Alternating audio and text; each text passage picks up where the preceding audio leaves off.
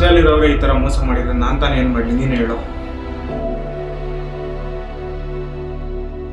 ನಾನು ಮಾತಾಡ್ತೀನಿ ಕೇಳು. ಒಂದು ವೇಳೆ ನಿಂಗೆ ಯಾರು ಚಾನ್ಸ್ ಕೊಟ್ಟಿಲ್ಲ ಅಂದರೆ ಆ ಚಾನ್ಸ್ ನೀನೇ ಕ್ರಿಯೇಟ್ ಮಾಡ್ಕೊ. ಕಷ್ಟಪಡು, ಹಾರ್ಡ್ ವರ್ಕ್ ಮಾಡು.